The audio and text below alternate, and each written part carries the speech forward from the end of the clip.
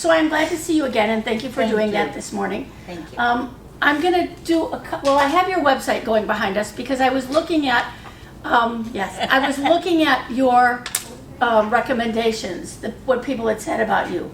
They really like you.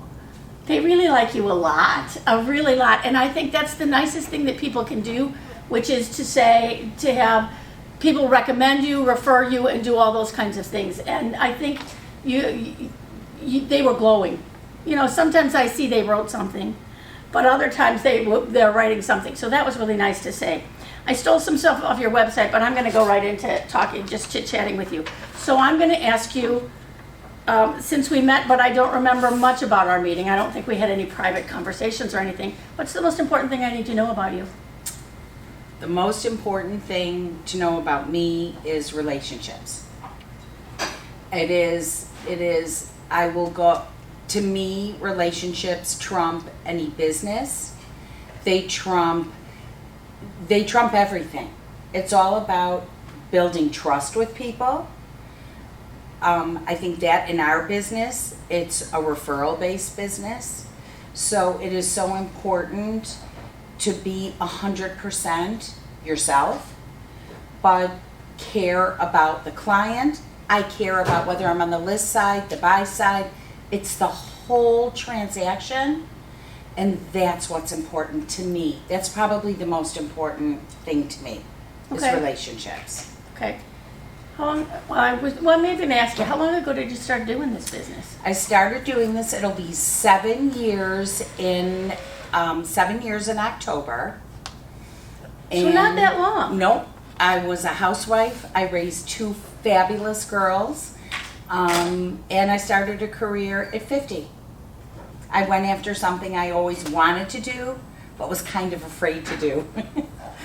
Walking into people's homes and... It's kind of unnerving, to tell you the truth. Yes. Very.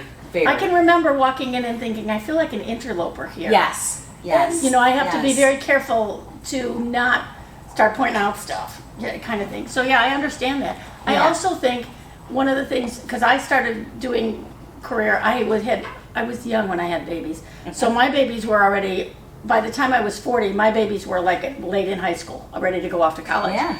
And I remember being scared all the time. I seriously just kind of scared all the time because I was 40, everybody else was younger than I was, and it felt like, who are they? And the fact that I eventually got over the fear was like the coolest thing. And I think now at my age, I have to go find something to get afraid of again. Nah, you don't. We got a crazy world around us. Yeah, we do. That's our keeping grounded and the sanity and safety. That's what I try to bring. You know, you don't want to peace go of mind. Get scared again. Okay, no, got it. I do not. All right. I do not. When you got started, what did you do? What was your first, do you remember your first piece of business? I sure do. What was it?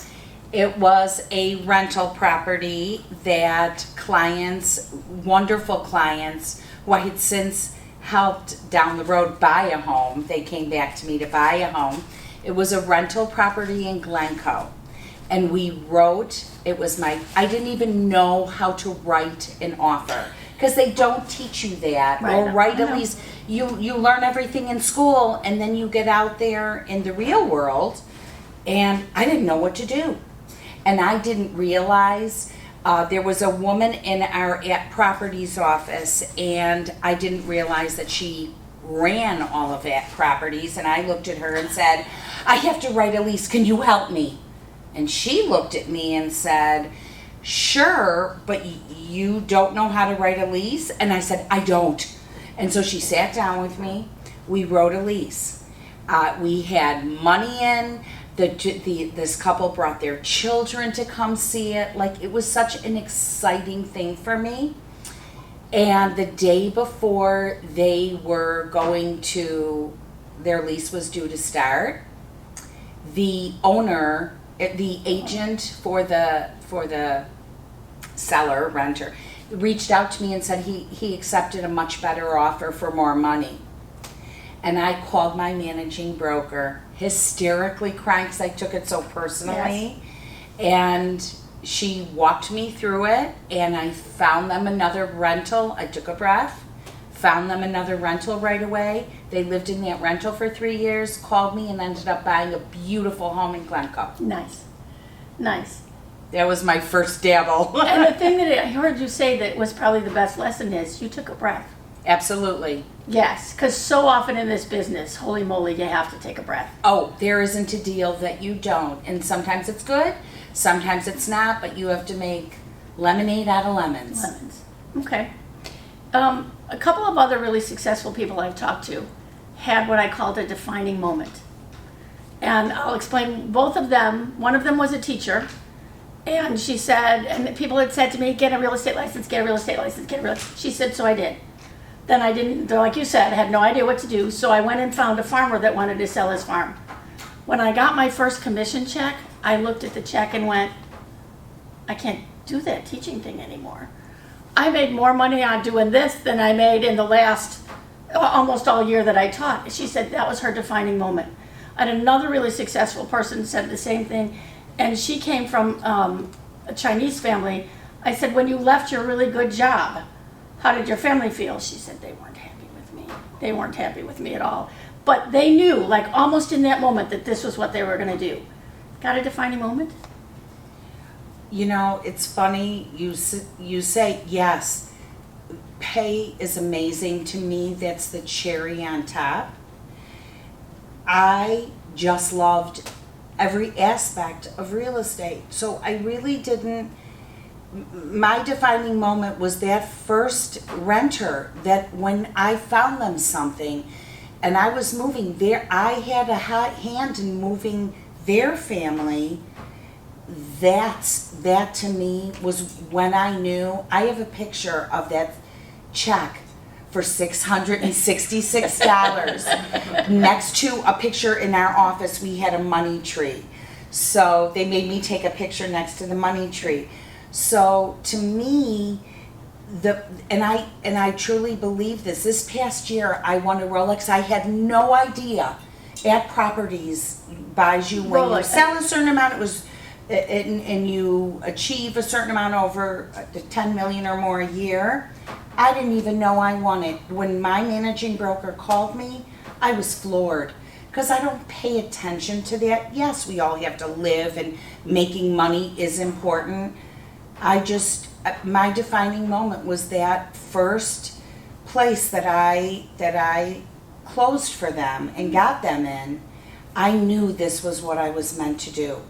And at my age, now at 58, it is so powerful that when you believe in something, and I have found something that I was meant to do, it is the greatest gift in the world. The money that follows is huge, because we all know I love to shop. I see you have some beautiful I like things. my after every closing, I would buy myself something beautiful. How smart about it. I'd buy groceries and then a fabulous purse or piece of jewelry. Nice.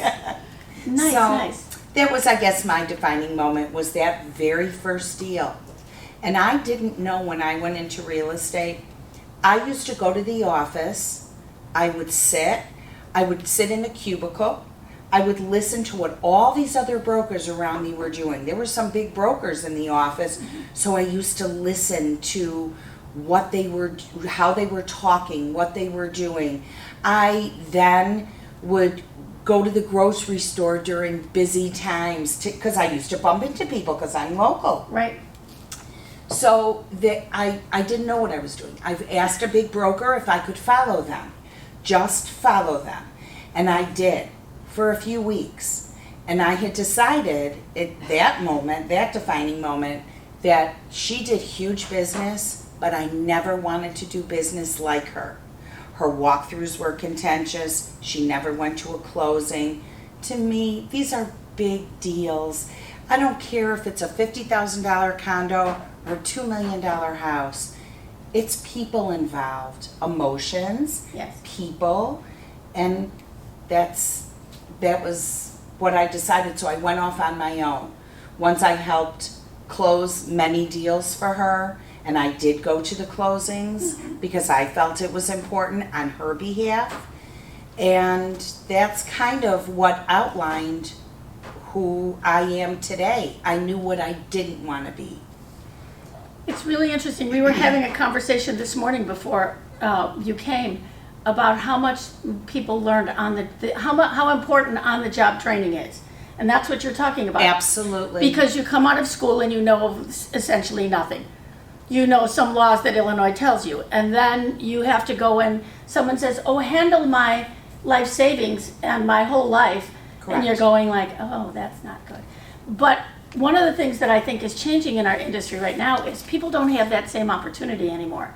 The on-the-job training is harder for people to grab right now because I did the same thing. I went into the office every day and I sat there and I eavesdropped shamelessly and listened to what you were saying and what you were saying and what you were saying. And you learned, well, I'm never going to say that. Or, oh, that was a good idea.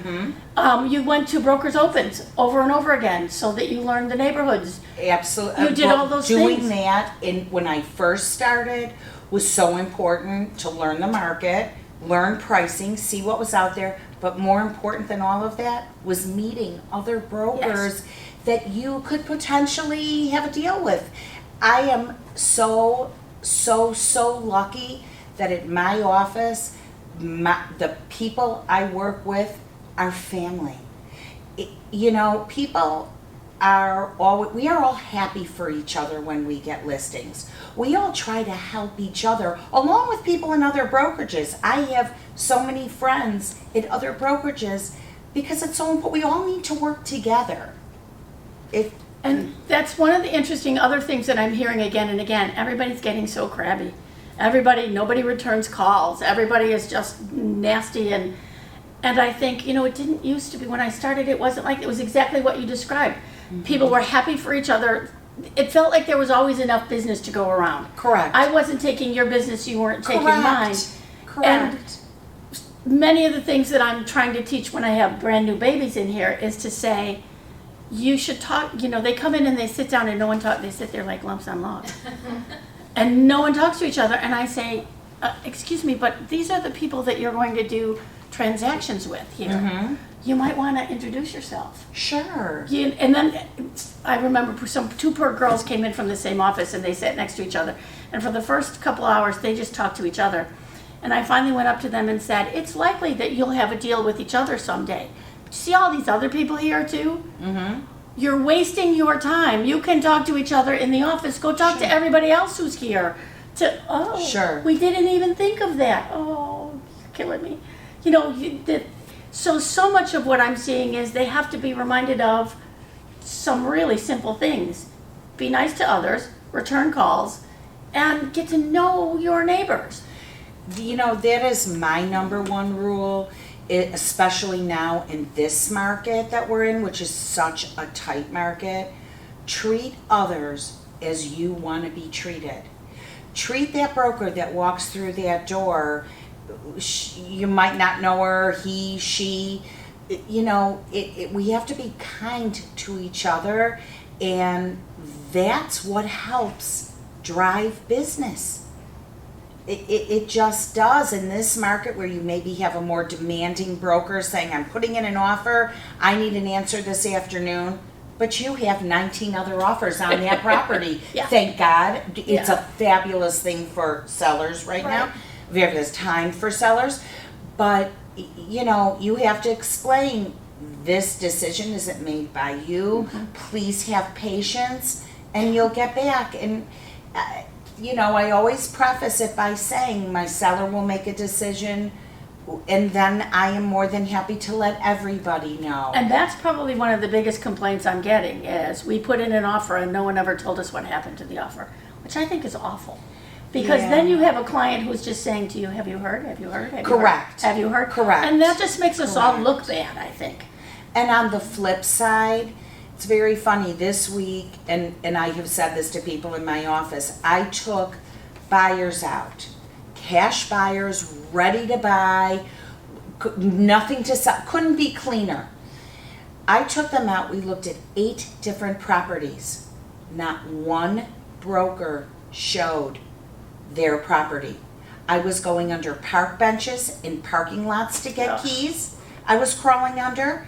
I was moving rocks they have fake rocks. I was digging in mud to get a key.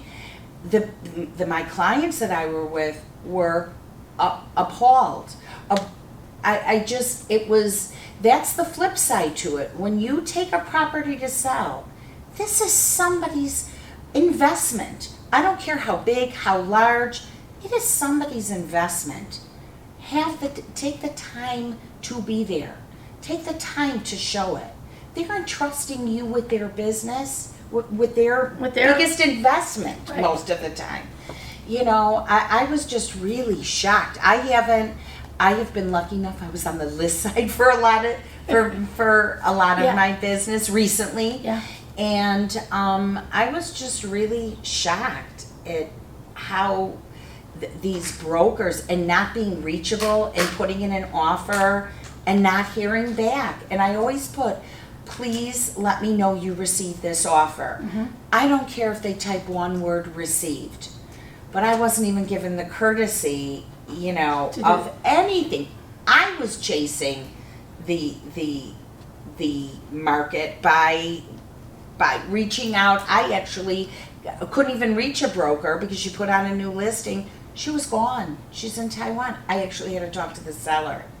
So it's just a little tricky. It's a funny time right now. It is a funny time right now. It's one of the strangest markets that I've seen. You know, and I've been doing this a long time.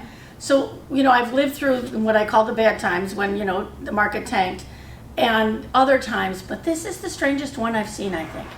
Yeah, it's just, so that's why I think as a broker, the most important thing we can do is take care of our clients, whether it be the list side or the sell side. You need to be there for your clients, and that's, I live by. I do my job 100%. We are the ties in between the lawyers, the deals, the mortgage, if they're getting a mortgage.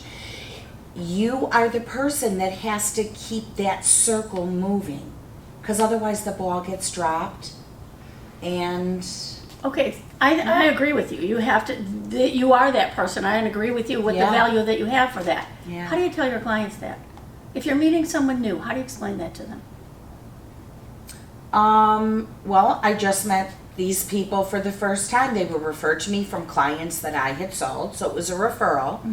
And I told them, because I let them know every step.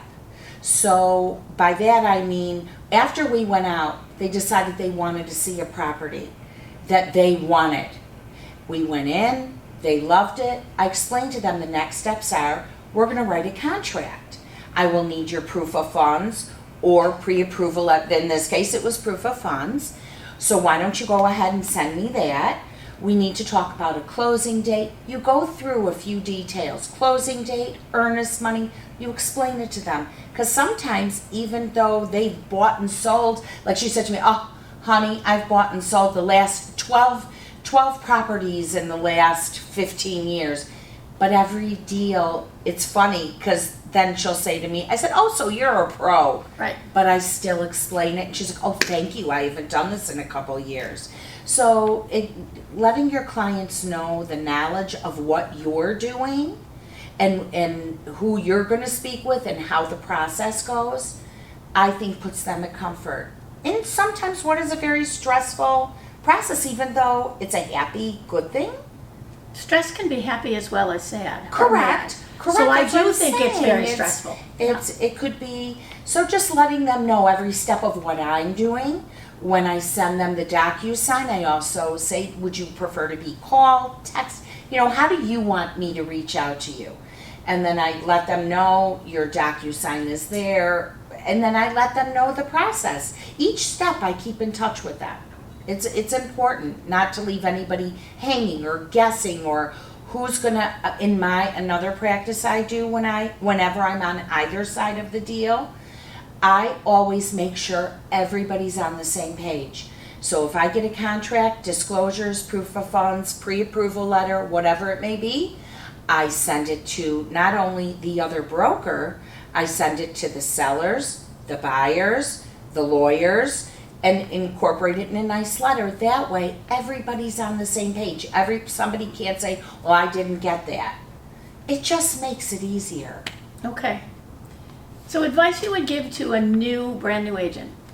So I'm coming in brand new to your office and I say, Heidi, I don't know what to do. I don't have any business. I'm sitting here. I don't know what to do. What did you tell them to do? Well, I would start with, if I were to start in this business today, I would probably do the same thing I did when I started years ago. I got in contact with people. By that, I would go through my local paper. If there was an article about their child or somebody, I would clip that article, send it to them, and be like, you must be so proud. Nice. XO Heidi. Because it's normal things that you would do to build relationships. And it's funny because you would think that family members or your close friends want to use you. A lot of times they don't want you to know their personal information. Right. So I was off put. So then I started reaching out a little further to different people in the community, meeting somebody for coffee, taking time to have lunch, taking time to stop and talk to somebody and say, how are you? In the grocery store, wherever you are, when you're around people all the time, you have to take advantage of who's around you. And it can't be anything fake. It has to be something genuine. But a lot of times you have to make that conversation happen. And by that I mean, whenever you ask anybody, how are you doing?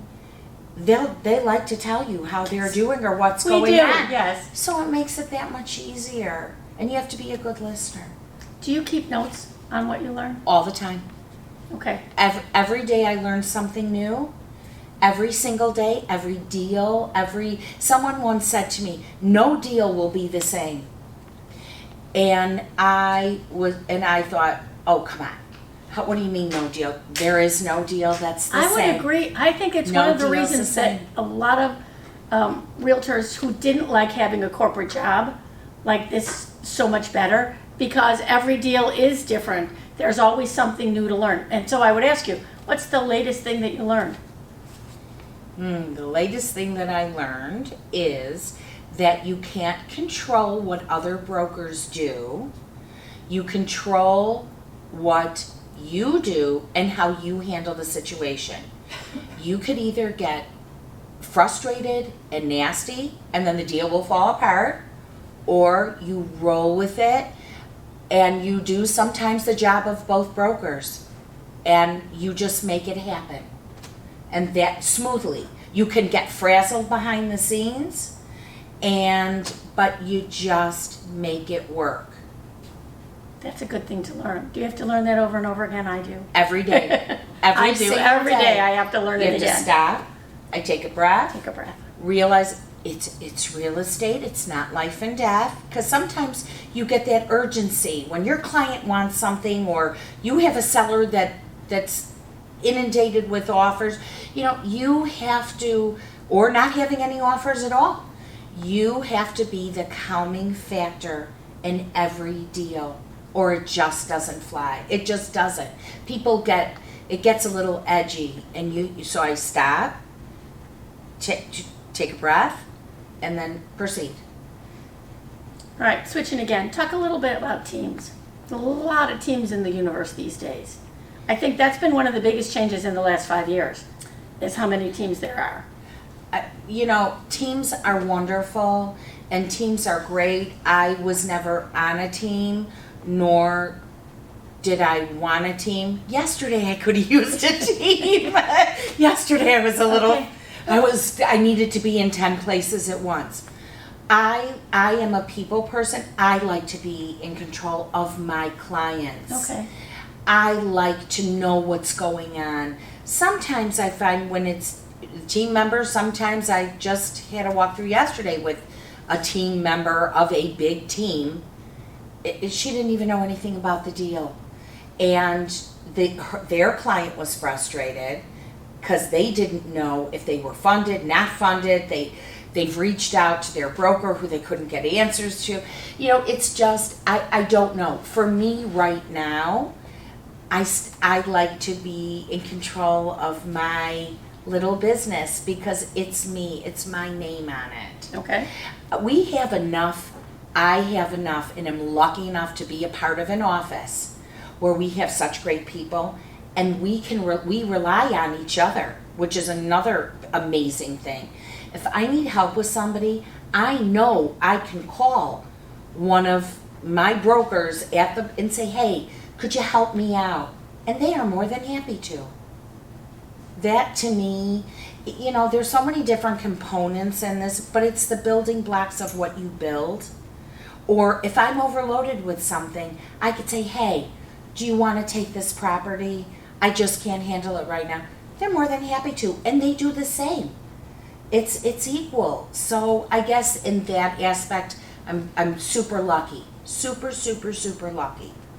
No, I don't know that it's just lucky. I think you work hard too. So I do. Let's put a little. But so do a lot of people. brokers. Yes. Everybody works hard to different capacities, but I think we all have a respect for each other.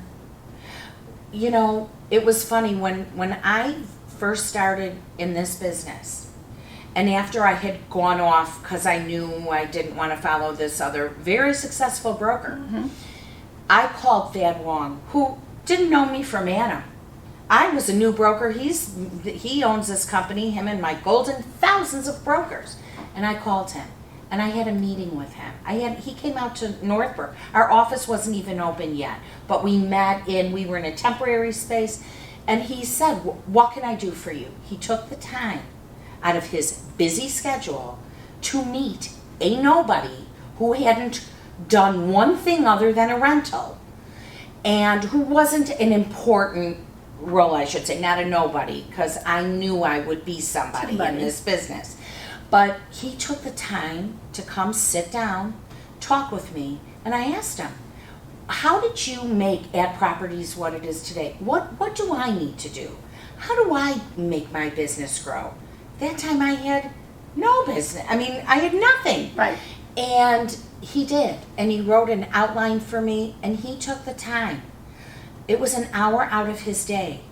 He lives in the city, he's in the city. He took time to come meet me, and that was so huge to me because it showed no matter how busy somebody is, you're never too busy to stop to talk to somebody that's asking for your help or just to talk to you about life.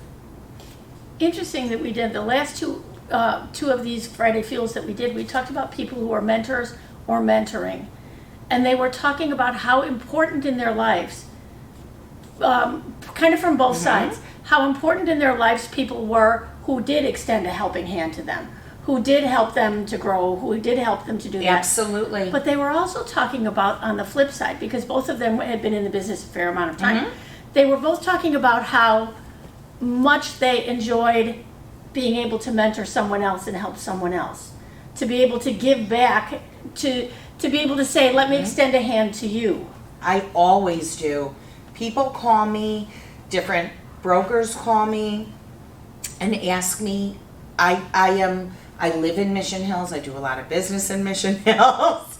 But I help every broker that calls me that has a listing in Mission Hills. I've given them names and numbers of people that are looking or different brokers they should contact. Just all over. I think that is important. We have to help each other. It might not be your deal. I was actually driving with my 24-year-old daughter, and we were coming back. She had come with me on a listing appointment because we had the day off. She wanted to spend it with me. I said, you want to spend it with me? You got to work with me. There you go. So I brought her right along with me, and she's in advertising. And I got a phone call from somebody who was interested in a property that I have listed. I then said to her, did you also look at this other property that wasn't my listing, but I knew about it? And I said, this might be of interest to you too. The woman said, well, could you send me the information? And I said, no problem. She was older, and I said, why don't I take your name and number, and then I'll have that broker call you. When I hung up the phone, my daughter looked at me and said, why would you help somebody when you're not going to make $1 on this deal? I said, because it's karma, and I believe it could be my property that she winds up buying, could be this other property, but our job is kind of help each other out. So I did. I called that other, and she was dumbfounded. And I said to her, it's people building skills. And at 24, they're just learning it, out of the technology That was a good age. lesson for your daughter. Because she was so taken aback that I would even mention something else, but it is what it is, and that's our job, is to be connectors. And we all do it in my office. Of course we all want the deal, but sometimes if my property isn't a right fit, maybe another property is that I know about, that maybe they didn't see. I think one of the words you just used is there's actually a whole philosophy about people being connectors. And I have a couple friends who are extraordinarily good at this. One of the guys who was talking about mentoring, I would call him my I got a guy. Mm-hmm. Because if I need anything for anybody for any reason on earth, I just call Joel and say, and he'll say, give me a minute or give me half an hour, and within a half an hour he will be back saying, here are 3 people you can call about that. Absolutely. And it's just extraordinary, because now and one of the other interesting things is, if Joel ever needed something, not that I wouldn't help you too, but I'm going to tell you, if Joel needed something, I'm going to turn myself inside out for him. So that's the other lesson in that, is it's the karma of it. What goes around comes around. Absolutely. Yes. I share, we have a group text at our office that was started by somebody that was looking for something. Right. We know we can reach out if we need a carpet cleaner, if we need a painter, if we need a mold guy, if we need a roofer, we all help each other. But I pass that along to other brokers when I'm showing, if they're looking at something and say, oh, this carpeting is filthy. I'll say to their client, is it okay if I share with you so you can share with them? I've got a great carpet cleaner to use. And they're always so grateful, or a hardwood floor person, or, but that's how we all help each other. That's the important thing, yes. Yeah, no, I do that. I've had clients, family members call me and say, do you have somebody for? But and I'm always happy to share. In my own office, I have shared, since day one, I am very specific. I have stuck with VHT. I love VHT. I have my people I use, a stager or a repurposer, floor plans, photography. It's all very important, but it's all the cog that I work. I share that with everybody. When somebody would say, oh my God, your pictures look so great. Who did them? I share the name. Mm-hmm. I'm more than happy to. It's my pleasure. And sometimes I can't get them now because they're so busy. And I always say, remember me. Please, I do, because they have gotten doing such big properties now with people that I've given their names to, that sometimes it's hard to get them. But they do always pull through for me. I was going to say, I'll bet they always pull through for me. So Heidi, we are in a weird market. I mean, this, as I said, this is the most unusual market I've seen ever. Mm-hmm. Well, not ever, because but I mean in the last 25 years. This is the strangest market that I've ever seen. I've never seen a market where multiple offers rule, where people do crazy things on their multiple offers. They give up inspections. They do all sorts of goofy things. We did our strategic planning here at NSBAR yesterday, and one of the things the strategic planning woman who was helping us with, she said, what are you all here thinking about 5 years from now? What do you think's going to happen in real estate? To me, if I had a crystal ball, that's what I'm asking you. I'd be a millionaire. I always tell people my crystal ball isn't working. When they ask me and they say, how long do you think it's going to take for my property to sell? I always say, well, I'm going to dust off my crystal ball, but I never know. I hope it'll sell soon. I don't know, because it's all new for me. every week is a new week. The market changes so rapidly. Who knows? But it's just a little bit. It's a tighter market. But when have we, as list agents, had so many wonderful opportunities to help our clients That's true. with multiple offers? And you have to weed through all these offers. It's terms. It boils down to terms. And it's not always the highest numbers. I tell my sellers, you see these big dollars, but Let's look at that the fine always print. correct. Yeah, Correct. let's look at that. So I don't know what's going to happen. You just have to flow with it. I hope it opens up a little bit, because I have so many young buyers out there that are looking that I can't find anything for. Mm-hmm. So that's the little tinge to it. But eventually, people will move. I think people will always move. People will always buy. People will always sell. And so who knows? Who knows? That's the pleasure of it. You're Anyway. right. It's kind of The like a pleasure of it. surprise. It's kind of And- like a and you don't get surprise. stagnant. It's not like you're going into the office. You know what you're going to do today. You're working 9 to 5. You make your own hours. It's the surprise of it. To me, it's the element. You have to be able to flow with the market. I'm going to say thank you. You have given us better than a half an hour. This was wonderful. I'm glad we got to talk and got to know each other better. And thanks for bringing your posse with you. Yes. I like that. So you can't all see this, but we've got a whole group of people here listening as well.